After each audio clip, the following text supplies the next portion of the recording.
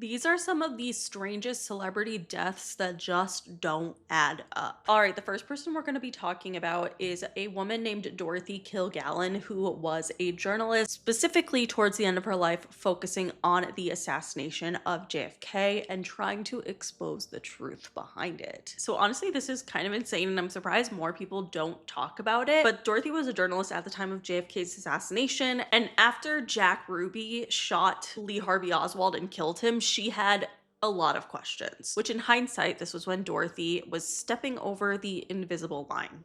So Dorothy was first concerned with JFK's assassination, honestly, as soon as it happened. They gave an official explanation pretty immediately, and she found this to be suspicious. She was an investigative journalist, so she had covered several murder trials. She watched different stories and how they got shaped out in real time. And she also watched how different institutions protected themselves. And she understood something that today's true crime audience, I think, really gets, which is that when authorities rush you towards one conclusion, the rush is really the part that we should be looking at, because why are they trying to piece this together so quickly? It's kind of like Princess Diana, like everything just happened so fast that that's the part that makes it suspicious. And Dorothy immediately went hunting for answers. So 2 days after JFK's assassination, a man named Jack Ruby, who was allegedly involved with the mafia, which we're going to talk about later, but he, 2 days after the JFK assassination, walked into the basement of the Dallas police headquarters and shot and killed Lee Harvey Oswald on live television. The part that I think confused a lot of people here is that Jack Ruby is literally just like some guy. Why would the police let him into the building? Like, how did he get into a police building and come in that close proximity with the person who just killed the sitting president? Like, that's crazy. So Jack Ruby was a nightclub owner, and he was at the center of a very weird web of relationships, and a lot of them were very suspicious. And after he killed Lee Harvey Oswald, this is what made people, including Dorothy, really focus on Jack Ruby. So essentially, the conspiracy theory overall involves another mob boss named Sam Giancana, and basically what happened here is that this mob boss allegedly helped JFK win his presidency. But then once JFK appointed RFK as Attorney General, he particularly wanted to crack down mob violence and gang crimes that were happening in Chicago at the time, and the mafia allegedly did not want this, obviously. So people believe that Lee Harvey Oswald was hired by the mafia to kill JFK, or some people think that he was just used as a fall guy and he was just like a patsy, like he didn't actually shoot JFK, which there's obviously a lot of conspiracy theories about that. The whole magic bullet theory, there's various different, beliefs that Lee Harvey Oswald was paid by the mafia to assassinate JFK. And the conspiracy theory here obviously thickened when Jack Ruby decided to kill Lee Harvey Oswald. Like, no offense, why the fuck did you do that? I don't know. First of all, how did he do that?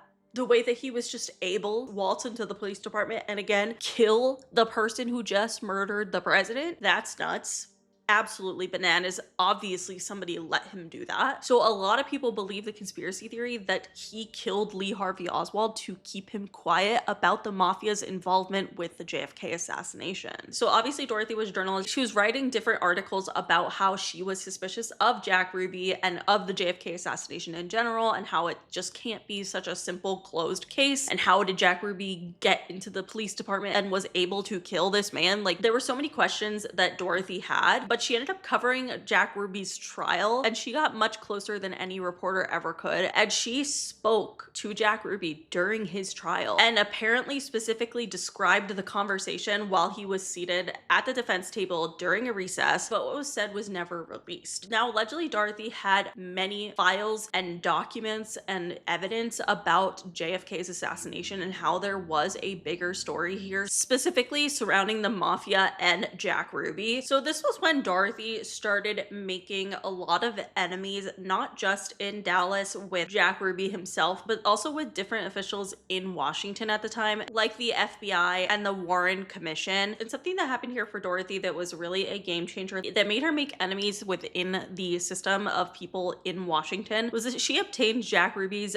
testimony to the Warren Commission before it was officially released, which means in June of 1964, the Warren Commission questioned Ruby in the Dallas County Jail, and that testimony was treated as confidential at the time. But in August of 1964, a major newspaper event happens where Dorothy's paper, the New York Journal-American, publishes the transcript from this interview, which then Time magazine covers it, and they're kind of just like, this is insane journalism, but also, how is the commission so leaky? Like, why are they leaking this information to journalists? It's very concerning, and it made the commission look dumb, honestly. So after Dorothy published the transcript to Jack Ruby's testimony, this is when things really became scary to Dorothy, because it wasn't just opinions that she had as a journalist. She had documents and facts that like hadn't even been released yet. Because in Jack Ruby's testimony, he is begging for a lie detector test. He asks to be taken to Washington because he isn't safe in Dallas. And he repeatedly expresses this genuine fear and paranoia. And whether or not you think Jack Ruby is guilty of any involvement that's bigger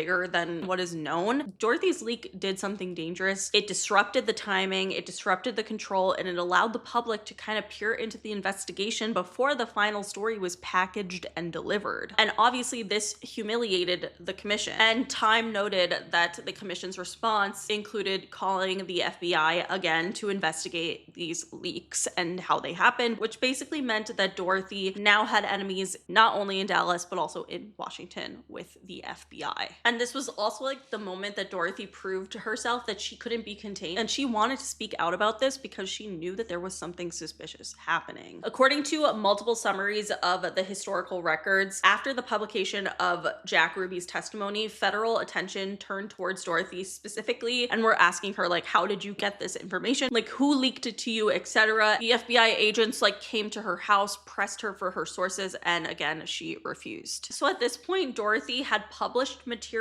connected to the most sensitive murder investigation at the time in the country, and federal investigators literally showed up at her door asking questions. She wasn't at this point just covering a story, she was kind of in it. So Dorothy allegedly wanted to expose the truth about the JFK assassination and Jack Ruby and everything that she found out, and apparently she had a ton of documents and research on JFK's assassination and evidence and what Jack Ruby said to her in that courtroom on that day that we will never know, because on November 8th of 1965, Dorothy was found dead in her Manhattan apartment. The official cause of death was basically a lethal combination of alcohol and barbiturates, and essentially it was ruled an accidental overdose, but nobody close to Dorothy believed this to be true. There was really weird things, like for example, she was found in a bedroom that wasn't her normal like sleeping bedroom. Like, she was found in the guest bedroom, which is odd because why would she be in there in the first place? She also was still in makeup and not dressed the way that she would have been dressed to go to bed. So a lot of people close to Dorothy just had their suspicions. And also all of the documents about JFK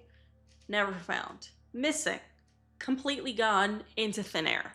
So you do the math there. I honestly really think that Dorothy was taken out by maybe the mafia or the people who had JFK killed. And I think that Jack Ruby killing Lee Harvey Oswald really points to this theory being true, and the fact that we'll never know exactly what Jack Ruby said to Dorothy is very frustrating, and the fact that we don't have any of her research that was not published, like all of her files were missing, is obviously suspicious. I want to hear your guys' thoughts on this because I did not think the JFK assassination case could get weirder, but it did. It keeps getting weirder anytime I research it, and I just think the whole narrative of like Lee Harvey Oswald just being a crazy guy that killed the president never made sense. And clearly a lot of people believed that as well, with Dorothy, to the point it maybe led her to her own death. And that's pretty dark and very scary. It also shows you that it has been a thing for decades that people are killed when they try to speak out about things, which moves us into our next celebrity death that we're going to be talking about, Aaron Carter. So Aaron Carter, before his death, was actually trying to expose Sony specifically, which is interesting here because a lot of people think that Sony Music killed Michael Jackson. Like, that is a long-running conspiracy theory. He was trying to expose Sony before his death, and he claimed that there were people out to get him, all this stuff. And at the end of the day, it all connects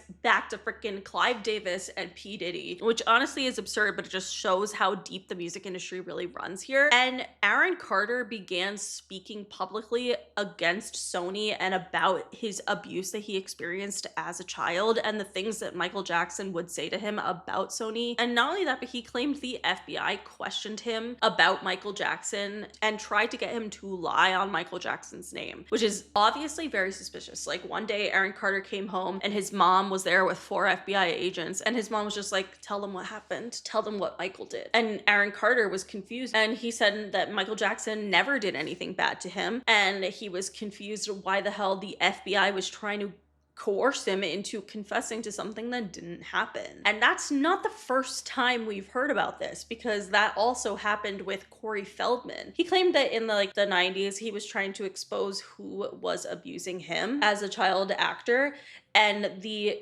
LAPD did not give a fuck about anything that he was saying. They didn't care. They just wanted dirt on Michael Jackson. So this is a narrative that has been going on for a long time, that the FBI, the government, Sony, the music industry wanted to see that Michael Jackson would be found guilty. And I'm not saying he wasn't or was. I honestly don't know, but I do think regardless, it is very weird that the FBI and the LAPD weren't taking the other predators seriously at all and only wanted dirt on Michael Jackson and tried to get Aaron Carter and Corey Feldman to basically lie about things that didn't happen. So towards the end of his life, Aaron Carter was really speaking out against Sony, against his family, because his brother Nick Carter from the Backstreet Boys, they were about to go on a Backstreet Boys world tour, like revival tour in 2022. And Aaron Carter was calling Nick out directly and saying that like the music industry is beyond fucked up and is protecting evil people. And a lot of people connect this back to Sony, to Clive Davis, to P. Diddy, all of it. And honestly, when you look at it, it really does connect in a crazy web that I could do a full entire video on Clive Davis. Honestly, I would think that would be an interesting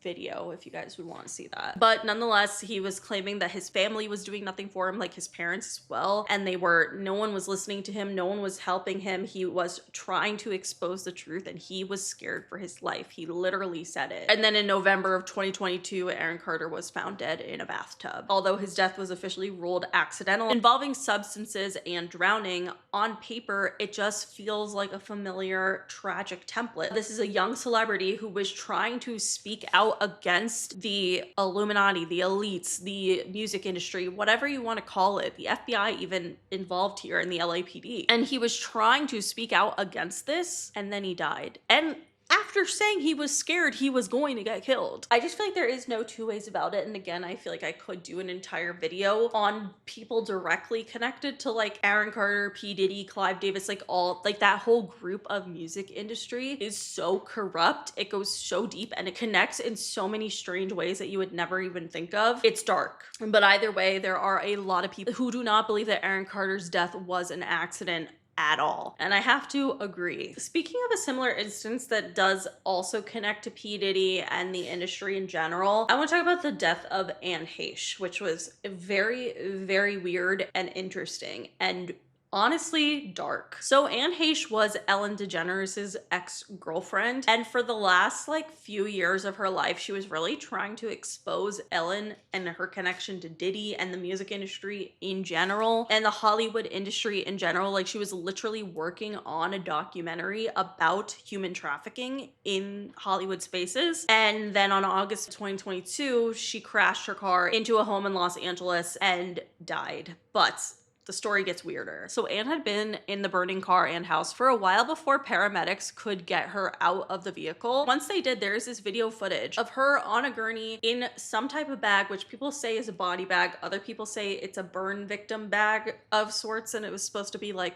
calming the burns. But either way, you see her suddenly sit upright and attempt to free herself, like crawl out of this bag before being restrained by paramedics and then ultimately dying at the hospital. Which, what the fuck is that? It's very clear that Anne was not unconscious and she wasn't killed on impact. She was alive when she was brought into that ambulance and trying to crawl to freedom. What is that? Especially because initial reports were saying that she was dead on the scene, that she was completely unresponsive. When clearly then this video comes out showing that that's not true. So a lot of people think that Anne Heche was maybe killed by Ellen or by the Hollywood elites in general, the government, whatever you want to call it. And I do agree that it is strange that this woman was trying to speak out, not just against Ellen, but against really Hollywood as a whole and against the human trafficking. And a lot of people allegedly thought that she was going to start connecting Diddy to Ellen, because honestly, Diddy and Ellen were friends, and she even had like a weird freaking Mr. Snuggle weird nickname for P. Diddy, which I don't like. And then all of a sudden she dies under these suspicious circumstances. I don't know. Especially because there was a wig shop owner in LA that saw Anne Heche like an hour before her car crash and said that she was acting completely normal. And at first they kind of tried to tie her death to like alcohol or drugs, like she was drunk or high while she was driving and like erratically crashed into this house. But that ended up not being true on the toxicology report because she didn't have any alcohol or drugs in her system. So why did she do that? A lot of people say that maybe she had a psychotic break, but then the guy who owned the wig shop said that she was acting completely normal. But obviously we don't really know the truth, and we won't probably ever know. And again, there's like no evidence necessarily that Ellen DeGeneres caused any of this or orchestrated it. But I do think that it is weird that she was trying to speak out and then she died. That seems to clearly be a pattern here, okay? That's all I'm saying. These patterns existing to me just like cannot be coincidental at this point. We have Anne Heche here. We have Aaron Carter, Michael Jackson, so many different stories. Left Eye Lopez, Nipsey. There's so many different instances of people who were trying to speak out against Hollywood that turned up dead.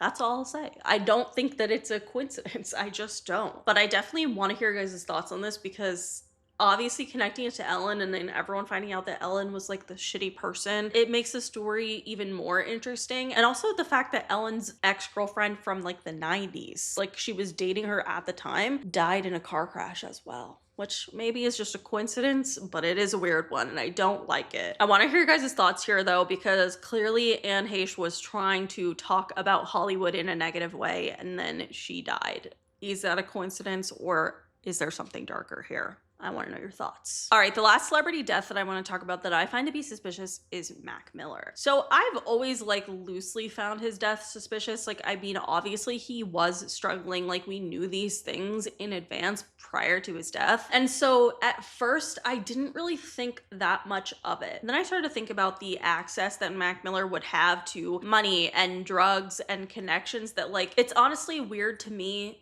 in my opinion, that he had drugs that were laced. Like, I just feel like obviously that happens all of the time, but I feel like when you're in Hollywood and you're a celebrity and you have unlimited access to money, you would think that you would have more reliable drug dealers. Like, I don't know, this is just always something that I thought about. But a lot of people recently have been talking about the idea that he was maybe murdered by Donald Trump. I don't think that I believe this, because if Donald Trump wanted to kill every celebrity that hated him, there would be a lot of blood on his hands, all right? Like, it just would not, I don't know, it doesn't work. But Mac Miller is someone who Donald Trump had a lot of interesting beef with. Like, he tried to sue Mac Miller over his Donald Trump song, and Mac Miller was also very vocal about his distaste for Donald Trump and was factually laying stuff out for a lot of people who maybe would be in the more conservative demographic, like young, like 18, 19-year-old boys that are probably listening to Mac Miller's music, maybe would have voted conservative, but then they see Mac Miller on stage saying fuck Donald Trump,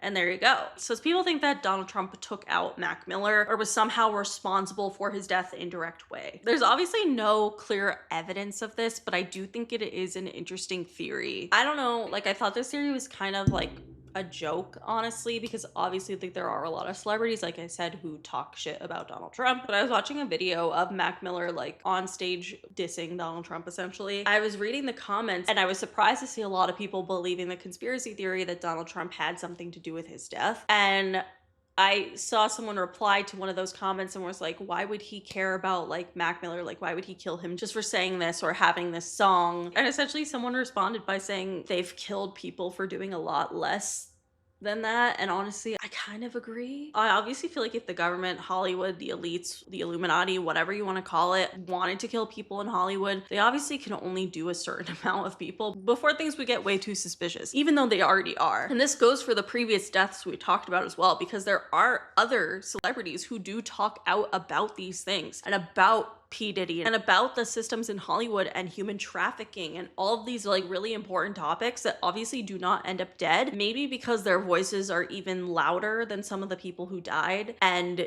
if they were to be taken out, it would be way too obvious. Corey Feldman like is one of those people. I think if he died, no matter what, there's going to be conspiracy theories about it, because at the end of the day, he is such a loud voice trying to expose Hollywood for what it is. So I don't know if I believe this theory. I just feel like something about Mac's death has never sat right with me. It just feels like the system and Hollywood itself really failed Mac Miller, and it is just a tragedy. So I want to hear your guys' thoughts. Do you think there was something suspicious here, or do you think that everything was as it seems? I don't know. But anyway, that is it for today's video. If you guys liked it, please give it a big thumbs up. Let me know in the comments below which celebrity death you find to be the most suspicious. So that is it. Make sure you follow me on Twitter, TikTok, and Instagram, and subscribe for new videos every week. And I'll see you guys later. Bye.